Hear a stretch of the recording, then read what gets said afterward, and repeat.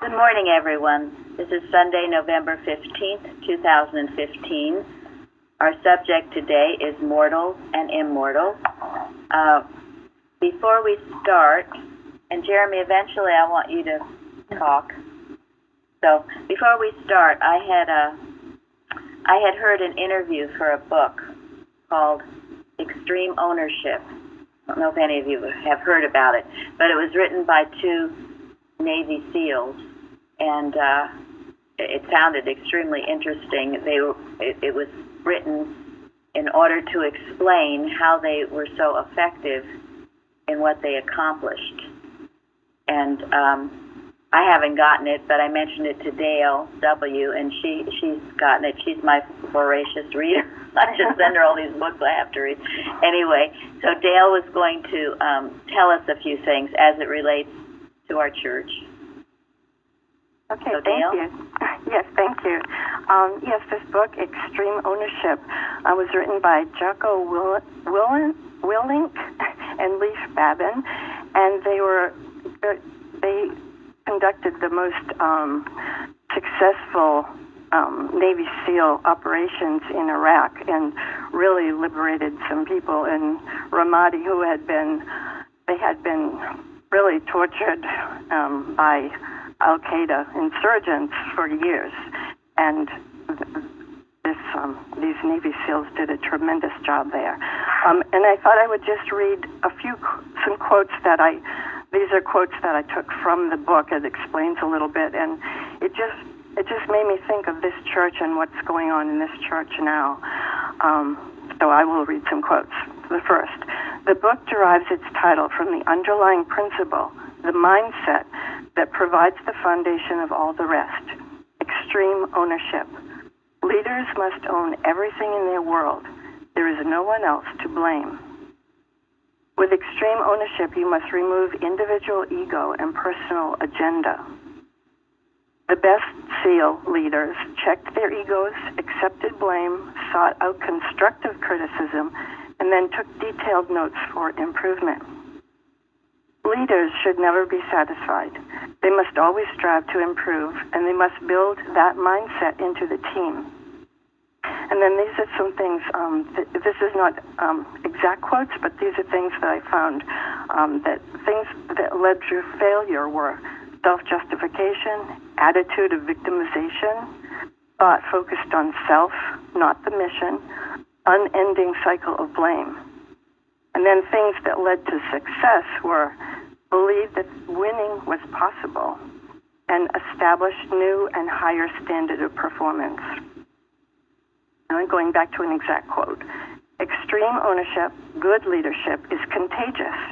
Each member demanded the highest performance from the others. Repetitive, exceptional performance became a habit. Leaders must always operate with the understanding that they are part of something greater than themselves and their own personal interests. With this attitude of humility and mutual respect, we forge strong relationships. Discipline started with the little things. With that, the more important things fell into place. Implementing extreme ownership requires checking your ego and operating with a high degree of humility. All of these things made me think of what we learn in Christian Science and what I'm learning with this group of selfless, dedicated members of our independent church, putting God and Mrs. Eddy's revelation of Christian Science first. The constant working on self-immolation, seeing others as God sees them, and knowing they see me the same, constantly checking my thinking for anything erroneous and casting it out, and acknowledging any mistake and strive to do better. These were all just wonderful things, and there are so many more wonderful things in the book that just nailed what we're doing here, that we all work together to support each other in our one goal of bringing practical healing Christian Science to the world. And I'm so grateful for all that's going on. Thank you, Dale. It's so inspiring. Thank you. Thank you, Dale. It shows, doesn't it, the universal truth and laws of the universe. when applied. These people aren't Christian scientists, but by Christian scientists, quote unquote, but they've come upon basic rules and principles that they apply, and they're God-given. That's why they succeed. And that's why they succeed. The name extreme ownership is letting you know you own it. Don't try to blame anybody else for whatever happens. And when you do that, it gives you the dominion coming from within. I also, in this interview with these two Navy SEALs, someone who had read the book said it was so helpful for parenting. Now, they were sort of surprised at that, but it in other words, I guess these rules and things that they speak about go into every aspect of our lives. It is the truth. And the reason it's so relevant to parenting is that children look to their parents as leaders, and parents who have these leadership qualities that are just expounded make good parents. Humility, responsibility, no blaming. These are qualities that children respond to and respect and aspire to. Also, these Navy SEALs have come back from their mission and trained a whole new round of Navy SEALs in their work, and then they formed a company and they they consult with any kind of company and organization, and they have tremendous results. That's wonderful. And this week we did have Veterans Day, and we always, I know you do, but make sure in your watches, in your prayers, you're always supporting and praying for those who are all over the world, who are fighting for our freedom, and know that they dwell in the secret place of the Most High, God with them. This is our work, this is our responsibility, and believe me, as we talked about yesterday, the wind going, we don't know where it goes, but it goes everywhere. It goes everywhere, and it will reach the receptive heart. It will find them, and it will bless them. It can't help but do. So, before I go on, Florence, was there anything that you wanted to bring up today? No, not today. Okay. All right, well then, we will first start with our golden text. Then we're going to go to Amanda's last question from the Bible study, which we didn't get to yesterday. Okay, golden text, 2 Corinthians. If any man be in Christ, he is a new creature. Old things are passed away. Behold, all things are become new. So Jeremy wrote to that, right? Yeah. Okay. On the forum, which I thought he said some interesting things. Well, I think a lot about how my life before was not good, and I'm so happy that it's changed through Christian Science and being here. And I definitely feel that those old things have passed away, and at no point do I want to go back to that. So I try to keep that thought alive, because I don't ever want to think, oh, it wasn't so bad. It was. Well, and that's wonderful, because I think after time, maybe sometimes you do think it wasn't so bad, or that could tempt you. And then there were, of course, things about it that I'm sure weren't that bad. But, and that is the enduring, the good and the true, that you can't be separated from. It remains with you forever. But I know what I came out of, and I don't ever want to go back there. And I think it's important to keep that alive in your thought, lest we forget. That's why we have our testimony meetings, to keep that gratitude. And what did you say about contraband? Oh, do you want me to read the whole thing? No, whatever you think is good. Oh, well, Gilbert Carpenter talked in Precepts about if a vessel was loaded with contraband, that she would be the legitimate prey of any nation, but the moment she unloads it, she is safe. Similarly, as long as man retains any belief in materiality, if he is a student of Christian Science, that science must protect him from animal magnetism.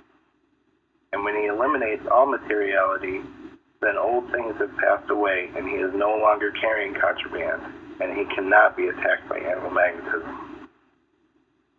I just thought that's a wonderful thought, a wonderful thing to aspire to. It is. And that's how, the only way animal magnetism can reach you is if you have a hook. If you are a malpractitioner. If you are not, it can't find you. And that's a wonderful thing to know. And that's why every day you clear your thought in the evening, the morning, all during the day. Are you holding resentment? Have you gotten jealous? Have you gotten upset or disturbed? Are you hating somebody? And if you have any of those hooks, you cleanse yourself from them, get rid of them. You don't have to keep them around. And in doing so, you will not be this target. In some of our classes many years ago, Mrs. Evans would ask everybody, what is your, we called it Achilles heel at the time, Achilles, yeah. But in effect, what is the hook in you that could be latched onto by error, that where error can, animal magnetism can come in to get you? And it was a very helpful exercise, and we did it often. Self-examination. I remember, say what it was. And, there was, I was exceedingly competitive at one time, and that was a hook that, it got me, and I had to recognize it and get rid of it in order to free myself. But there were others, and it was a very healthy exercise. Yeah, and if you weren't honest, you heard about that too. So, or if you said the same thing over and over, how come you haven't gotten rid of it by now? Anyway, we won't do that to you, but you can ask yourself if you have an Achilles heel, if there's some way that error can get to you, get you upset, get you jealous, get you going about something. And if there is, address it and realize it. Realize that's a weakness and get stronger there so it can't reach you. It's very important.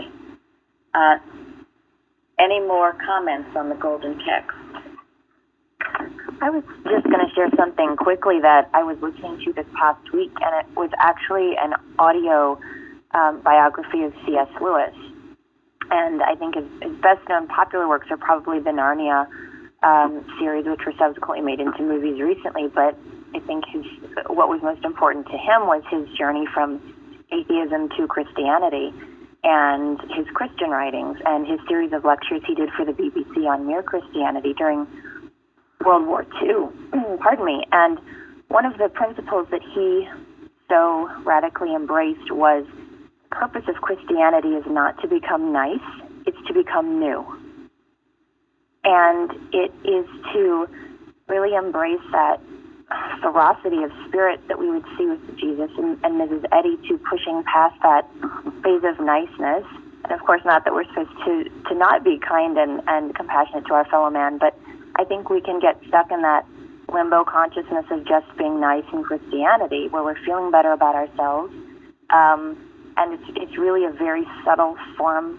It's really quite malicious because it can be very malignant. It keeps us in that limbo and to push through to being a completely new man. Thank you. That's gonna get into that. We're getting into that with this lesson. Thank you. And yes, go ahead, Florence. No, I think about keeping the slate clean also. Bicknell Young has a list, I think 15, of getting rid of errors about man, and it's a good exercise. It's a good thing to go through because it tells it all, the beliefs that are out there about man, and that has nothing to do with the real man. Is that in 1937 college? 1937, yes, college. Good, thank you. Yeah, I remember that. He goes through that list. Yes. Very important points. And C.S. Lewis, he is very interesting. I read the Chronicles of Narnia to my children, and it's hard to miss the symbolism in there that's very akin to science. He also, do you remember what he called the devil? He wrote a book about that to us. Or the screw tape letters. Yes, the screw tape letters. That was fascinating too, because it shows how the devil, quote unquote, would speak to you or get you in its camp. Very interesting. So thank you. You're welcome. Okay, are we ready then? We'll take the last question. Oh, sure. Question 6 was, what is Jesus requiring of us when he states that those who have forsaken all for God will inherit everlasting life? And everything was referenced: houses, brethren, sisters, father, mother, wife, children, and lands. Yeah, that was one of the quotes written in stone in the Mother Church. Extension, yes. Wow, that's a lot to forsake. Yes, it is. So, what does that mean? Does it mean that you have to have complete faith in God to take care of everything, and it's not your business? Well, that's good. True. Yeah, what does it mean to forsake? That means not have them in your thoughts, and because you worry about this and that and all your. It's mostly consider. You mostly worry about them, about your children or your parents or whatever. You worry about them, and you have to have so much faith that you can have complete faith in God to take care of everything. That means it's not up to you, it's up to God, isn't it? And He does everything good. Does anybody else have any thoughts on what does it mean to forsake? Well, it's also not to be overly centered on your own family and just, worship your relatives and what you have with all your people. Anybody else have any thoughts on this? Those are all good, though. I think they're good. They're good, but there's a point that they're missing. Keeping God in the middle. Material sense of I'm thinking about Jesus on the cross when he cried out, "My God, why hast thou forsaken me?" I see that as, giving up on me. No, I don't think that's what it means. Something to give it up. No. Can you hear me? Yes? Go ahead. What first came to mind was giving up all your false beliefs about Give it up. those things. That's really close. That's a better answer, yes. Yes. Anybody else? You know nothing about them. You think we know everything about them, and you're trying to figure out what's making this person do this and do that, and we can't figure out anybody because they are gods. Ingrid, please. Ingrid, that's Karen. Or Karen, I'm sorry, Karen. Yeah, Karen. Yeah, sorry, Karen. Let somebody else answer, please. Yeah. Maybe to help get this straightened out, first of all, we do have these things, and they are in our thought. We're conscious of them. So the forsaking of them means something a little different. Like we got to get God in the picture here. How about you don't make a god? You don't make a god out of them. You don't put them first before God. Because when you do that, you forsake God. And then everything gets screwed up. Priorities and motives are mixed up. And what you were all bordering on was getting rid of your personal sense of them. Your personal sense of them. So what does that mean? When you get rid of your personal sense of them, then you have your spiritual sense of them. And what is that? That's how Get practical. you don't look at them as your own personal ownership of them. They all belong to God, and you do too. Bingo. We are all one in God. Yeah, it all belongs to God. So it's just like playing golf, okay? So you're swinging to hit the ball, and you've got some personal problems or a problem at work or whatever, and as you're trying to swing and hit that ball, you really can't be thinking of much else, you know? So if you put God first, in a way, you kind of by default are forsaking these false beliefs or problems and so forth, because you can't really think of them if you're putting God first. A good example. Right. You're focused. You're going to miss the ball. You'll miss the ball. You're focused on the true, the enduring the good in the true, and the personal sense that you were all bordering on. What? It took me a little bit to get the analogy. I know. Tom, you've got to watch this. well, but like Karen was saying, the worrying about them, that's personal sense. That's thinking you own them, you got to worry about them as if worrying would help. The personal sense you get rid of. Once you get rid of that, then someone else said the ownership of them, feeling you own them, you're responsible, all that is personal sense. And it's very damaging to relationships. So when you know from the get-go, and if it hasn't been from the get-go, you can start today with the get-go, that they belong to God, whoever these relatives or things you think you own belong to God. Then in that way, yes, it's forsaking. What you're really forsaking is the personal sense of it all. That must be done. Whether they are in your life still is really up to God. I think I'm sorry. Go ahead, Florence. No, I was going to say, I think Adam Dickey's Possession, the article on possession, was my first introduction to you don't own anything, really. Right. It's a good one. Mm-hmm. It is. That puts everything, that means your home, everything belongs to God, puts it in its rightful place. So, Well, and these family relationships are often the most difficult to do this with. If it's a spouse, or particularly if it's a child or a parent, there's a very strong belief that you own them or they own you, right? And to get out of that belief can be very difficult for a lot of people. Our children belong to God. They are given to us for a few years to care for and to teach, but they belong to God.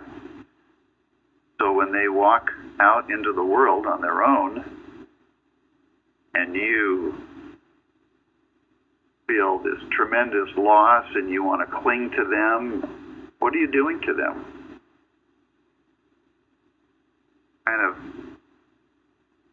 You're not giving them to God. Holding them back from the blessing that God has for them. Yeah, it's a form of malpractice. And it's selfish. yeah, and some people, well, and it's not just children, it's friends or anything. You feel like you're a god to them. They come to you for all this advice and help, and it puffs you up or makes you feel great, and somehow you control them. All of that, again, is personal sense of it. They need to turn to God for their answers, and you be the example of how you turn to God for your answers, and speak to them when it's appropriate, whoever it is. But you will also find in part of this, addresses this, as you grow in science, you're going to have some people, maybe places, other things you will outgrow. It happens. Nothing to fear, because when the time is ready, you will see that whatever it is, as in the allegory, it is obstructing your path in some way, and as in the allegory, which was read beautifully on Wednesday, what does God do to the obstruction?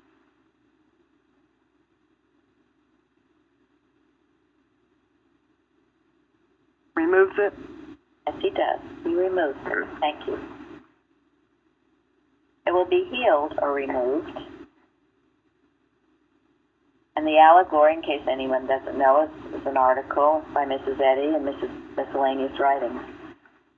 Wonderful. If you don't know it, we have gone over it, but that's what will happen. And it's just a natural progression. And it's not, I mean, I used to think about it. Some of these things I would read in Science and Health, oh no, please, I don't want this to happen. It's terrible. Would life without friends be a blank or a void or whatever? But she says it's personal friends, personal friendships. That's what we're emphasizing here. But it gets where it's more difficult to either live in that place or be with those people than it is not to be. So it's a gentle and a gradual release from it. You don't really miss it. You don't really miss it. No. And God brings into your life those things that are right for you. He will, if you trust Him. One thing that's helped me a lot is from Romans, where it says, "Oh, no man anything but to love one another." It gives me the conviction to get rid of any personal sense of responsibility for anything. The thing I'm responsible for is I'm a reflection of God's love. Beyond that, I'm stepping into territory I really don't belong. Yes. And maybe now is a good time to get into. I'm going to come back, though. I want to come back to the rich man. But the man is amenable to spirit-only forum, and Linda and Sharon wrote about that. So, Linda? I have it. I was ready this time. Mary. I learned from Jeremy. Jeremy comes ready. All right, so I'll just read a couple of the definitions.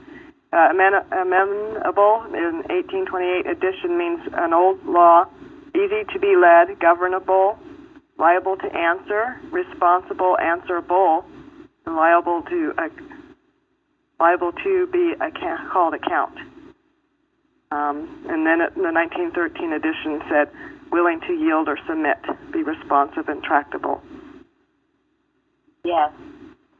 Kind of like a good Navy SEAL. Yes. Or a good Christian Scientist. Yeah, go ahead. No, you go ahead, Linda. I just wanted to share what Sharon had wrote because I really liked what she had to it. It connected me to where we did that we are not to be influenced erroneously.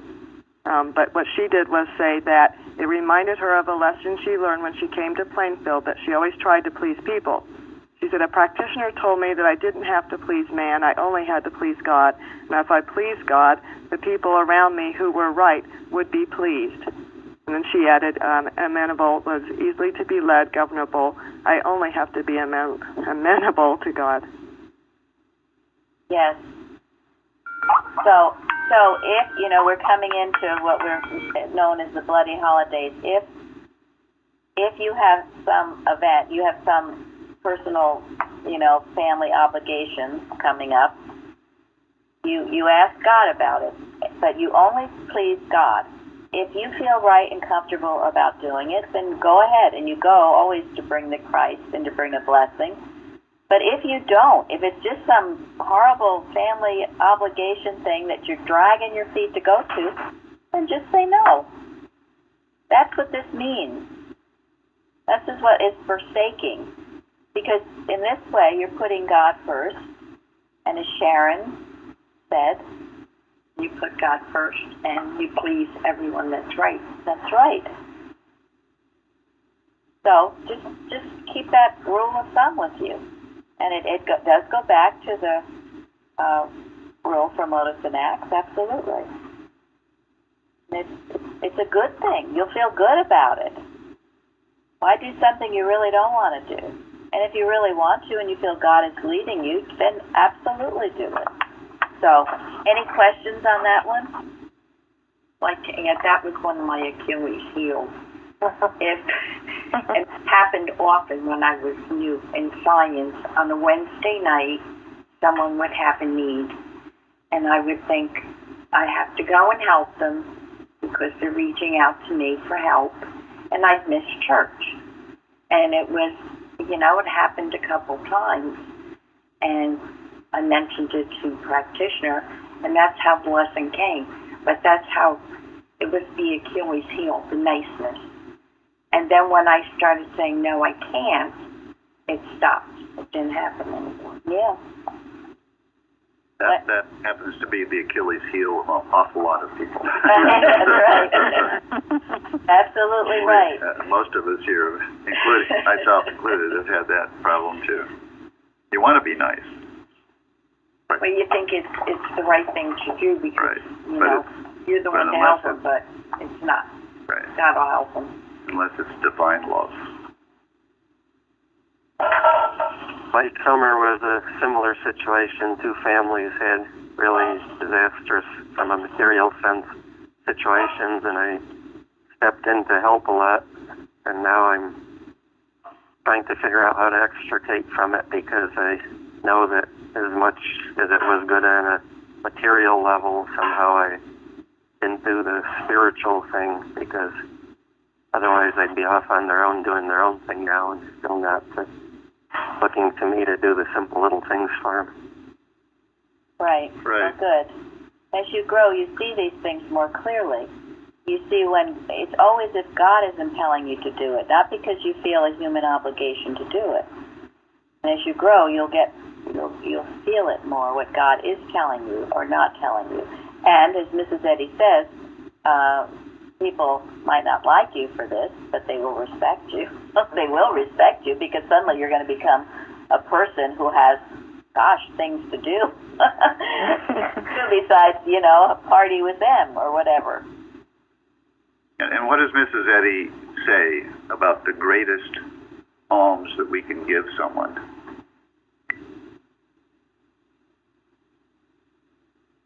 Or make them able.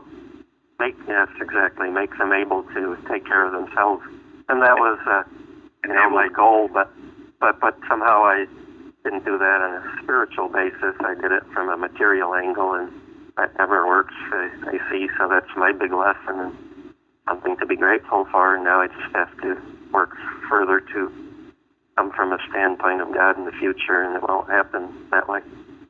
And it'll be better for them and for everybody. Absolutely. And that's the truth. I just want to say something that helps me to say no in these instances is knowing that what blesses one blesses all. So I don't have to feel like I'm doing something good for myself and the heck with them or whatever. But That's a very important point. You are helping them much more by maintaining your Christ consciousness than if you don't. Absolutely. That's what finally got me out of it. You are helping them better, even if you don't see them. If your Christ consciousness, you're protecting it and blessing them in prayer and other ways, you're doing much more for them than just spending time doing something with them. It's a very important point. But the funny thing is that, it still was something wrong on my end, because one of the things that I maintained with one family through the whole summer, it was actually that when the husband broke his ankle and the wife got hit by a car, and thankfully they're both progressing wonderfully, and I attribute it to God. But anyways, but the difficulty which frustrated me was that starting way back in June and July, I first encouraged them, and then I begged and pleaded with them to tune into and listen to and investigate the Plainfield website, because, I have spoken to them about Christian Science and God for years, but obviously I'm doing it from a material angle and not, speaking and not showing. So, but, it's that growth that I have to accomplish. And you will. And you will. One thing I mentioned yesterday, and I'll repeat it again, and it refers to this. This was Matthew Henry. They that are proud of their first birth are hardly brought to a new birth.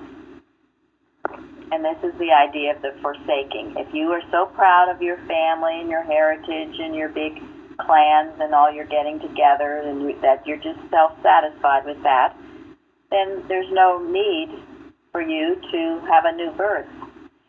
Which brings me to the rich man. Because I have pondered this story for so long, and I took it at a very superficial level, that he was just some rich dude who had a lot of stuff, and he didn't want to give it up, and so he's left. But it's much more. The rich man is a type of thought that is saturated. Very often that thought is rich with materiality, but they don't have to be rich. They are just happy in the human, or so they think, in this human dream. They feel no need for God. And if you and that's why, what does Jesus say about that type of person? You can't enter the kingdom. Yes, it's harder than inherit. Easier. Pushing a camel through the eye of a needle. It's harder than pushing a camel through the eye of a needle. That thought is unreachable until something comes that will Blow it away. Yes. This is the rich man. It's a type of thought. It's saturated. It's a full vessel. It's happy with the first birth, the human birth. So it's not ready for the new birth. And Florence knows, you get that kind of person coming to you for help. They'll quote, "Oh, I know everything. I've read that too. Know this, know that."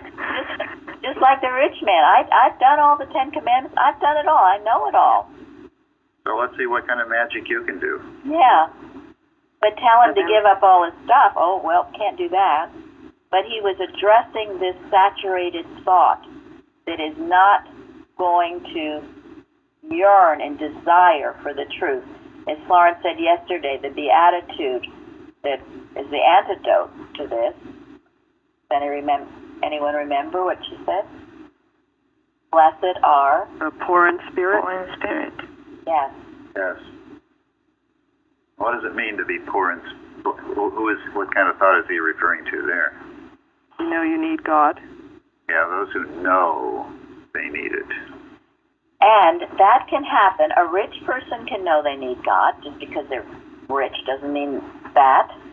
And a poor person cannot feel a need for God. It doesn't necessarily have to do with the material circumstances, except that for the most part, if someone has all kinds of stuff and can afford materia medica and all this higher education, they do tend to be the ones who are the most self-satisfied. Yes, they do. While the ones who are more in desperate need know they're poor in spirit. So remember this about the rich man, and make sure your vessel isn't so stuffed full that you have no need for God. And in Isaiah it says to seek God while he is near. What does that mean?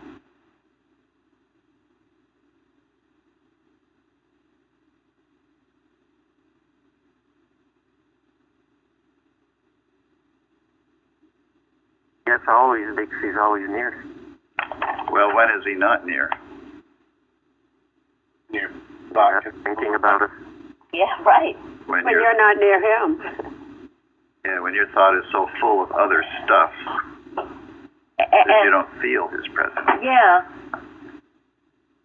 Yeah, because the more it takes you off all of this saturation, the more content you get with, oh, things are going fine. Just as that story of Hosea was so significant to me when he's preaching to wake up, everybody, wake up. And they say, don't bother me. Leave me alone. Everything's fine. My gods are doing just great.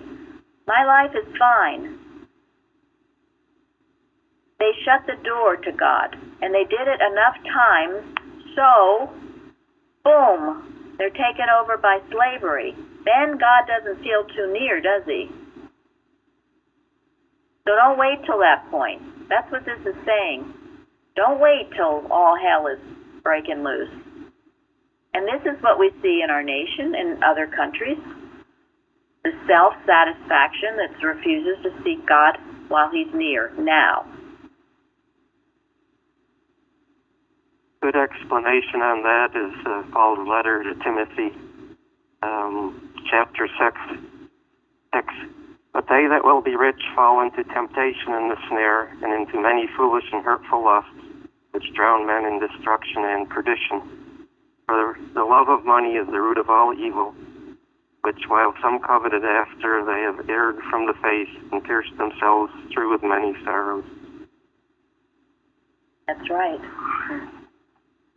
And it's the love of money, it's the pursuing it, it's just, some people are just overcome with wanting it, to make it, to enjoy it, to be saturated in it. And there's no God in that. It's a very perilous state. And in it, you might think that you're safe, which I think we talked about earlier. Maybe, yeah, it was Amanda in the very beginning.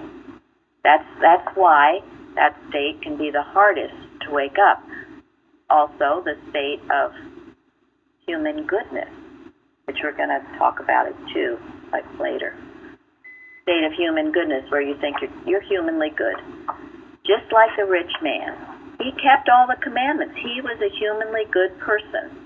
He knew. And don't you tell him anything, because he already knew it all. That's the rich man, that type of thought.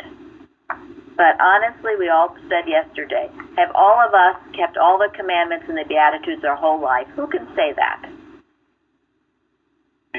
Tom can say. Thank you, Tom. It's such an honor to be in your presence. You're so modest about it. Was he quick to answer?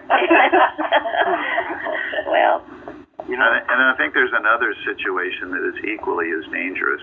We talk about love of money, but there is also a love of human knowledge. The tree of good and evil. We have some of the most expensive schools in the world here, where you can learn just about anything you want. But can you learn about God in any of those schools? Not anymore. No. Not anymore. Not anymore. So we have a whole big part of our population that just that loves to get their PhD in something or get their whatever in something. And that's their security. Or their security is living in the gated communities. And they have filled their vessel so full of that. So many of them don't have any common sense whatsoever anymore, if they ever did have any. They've lost their connection. They didn't seek him while he was near. I think I posted it on the forum because Elsie had sent it to me. Requirements for Harvard and Yale in the 1600s. And 1800s even. And what were they? To know the Bible very well. Your entrance, you had to know the Bible and you had to study it, continue to study it. That was a requirement to enter those schools.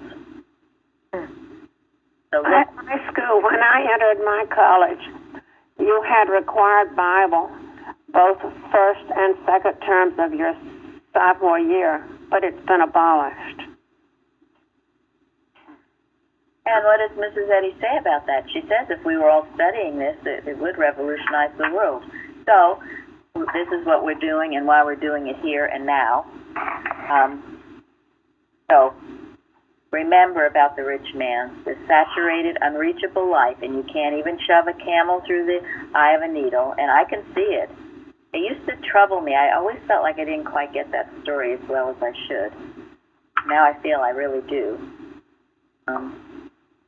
But again, there's always things to learn. We'll probably have another Bible study on it, and we'll learn more about it. You mean you don't know everything already? I really stepped into that. Okay, let's see. Should we go to miscellaneous writings? I guess we have time. Sure, we've got 5 minutes. And then I have something important to read. Okay, we're going to skip to page 42, the first question. Bruce, you read the question in the first paragraph. Okay. After the change called death takes place, do we meet those gone before? Or does life continue in thought only, as in a dream? Man is not annihilated, nor does he lose his identity by passing through the belief called death. After the momentary belief of dying passes from mortal mind, this mind is still in a conscious state of existence. And the individual has but passed through a moment of extreme mortal fear to awaken with thoughts and being as material as before. Science and Health clearly states that spiritualization of thought is not attained by the death of the body, but by a conscious union with God when we shall have passed the ordeal called death, or destroyed this last enemy, and shall have come upon the same plane of conscious existence with those gone before, then we shall be able to communicate with and to recognize them. This is all very comforting, I think. Any comments on this? It definitely shows why we do this work now. We don't wait for some future paradise. We do it now. We start now. She makes a reference to Science and Health. There is a statement in Science and Health that says that, this isn't exact, the mortals awake with bodies, yes, unseen to those who think they have buried the body. Yes. You know, I get so many questions about this. And, of course, when I answer it, and Mrs. Eddy, well, I haven't died and come back. So when you ask me questions, I can only quote Mrs. Eddy. But I do know people who have passed on and come back. I read you that letter from Melissa in Australia the other week. And I know others who have passed on and come back. And I know Mrs. Eddy's understanding was so deep that she understood this. And as I've said, she saw Kimball in the library after he had passed on. I think he came back for a book. He came back for a book. Yeah. So. Bliss Knapp's narrative of a story where Ira Knapp, his father, was talking with Mrs. Eddy. He appeared sad. Mrs. Eddy questioned him, and then he was concerned about the decease of his wife. Mrs. Eddy says, "Why are you still worrying about that? I can look and see where she is and what she's doing." She had the ability to look beyond. Very similar to the story of Lazarus and Dives, where Jesus told the story, where he could look beyond and see what was going on. Yes. So it's very encouraging. It is encouraging. So when this human body ceases to function, it's not the end of the road. Things continue. Yes. Man is continuous. And that's why what we do right here, right now, is so important. I used to think, oh, what difference does... Someone said that to me once in 6th grade. Well, what difference does it make? You're going to die anyway. I was so upset over that. Oh, my gosh, that's true. Why do I have to pass this math test? I'm just going to die anyway. Each could be married. Exactly. Each tree could be married. And she was married. Okay, well, we will stop at that paragraph. Remember that, because sometimes... make a little mark. We will continue on that one. And because the bell is rung, and I do want to read something to kind of sum up some things. And this is about human goodness. And it starts on Precept 3, page 445.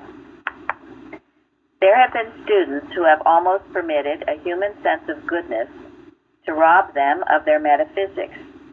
because they have carried benevolence and charity to such an extreme.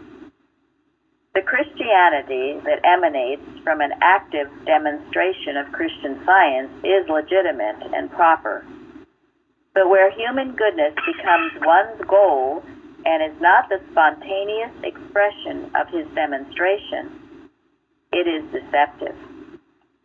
Goodness, that is the manifestation of spiritual growth, is right and necessary. Human goodness, that is not the result of demonstration, is but part of the deception of the human mind. It is tying apples on one's tree instead of growing them. Individuals highly esteemed by their fellow man, individuals full of good works and alms and deeds, have always been highly esteemed by their fellow men. It requires spiritual growth, however, to discern whether one's human goodness is the result of his increasing spirituality or the effort on the part of the human mind to cover up a lack of it. You're listening, right? Okay. One great value of the record of our leaders' good deeds is that they furnish the proof to students that her humanity was the expression of her divinity. So, Can you read that last sentence? Yeah. One great value of the record of our leaders' good deeds is that they furnish the proof to students that her humanity was the expression of her divinity. When one finds himself expressing the carnal mind in its self-evidently unpleasant phases, the phenomenon is definite and plain. One is manifesting the wrong mind, and he knows it. But the charity and goodness that the purified human mind is able to express is deceptive in the extreme, as deceptive as the human health that many students congratulate themselves upon, a health which is merely the expression of belief or the absence of a sense of sickness. They offer such health on the altar as if it were the scientific demonstration when it is not, since it does not rise above a human sense. The true sense of health rises above the human level, which is merely exchanging one belief for another, into that atmosphere of soul where the impartation of divine mind floods into being and governs it. This was the rich man's problem. He thought he was humanly good. He knew everything. He did everything that he should, and yet it was all based on human goodness. It was not based on God or spirituality. You have to ask, is this what God wants you to do in any given circumstance? Does this person need this help or not? But you can see how people, they hide behind their good deeds. They can list them all, or they hide behind their successful life, their great business, their beautiful home, and they think, I'm an accomplished person. They are saturated. They are the rich man who cannot be pushed through the eye of a needle. But with God, all things are possible. It has to be based on principle. We must be not just out to be do-goody. All things must be based on principle. We have laws to abide by, and we must abide by them or we're outside of God's realm. So with that, we will go and have a wonderful service, and we're grateful to have Tom and Elizabeth. Thank you all. Thank you all. Thank you so much. Thank you very much.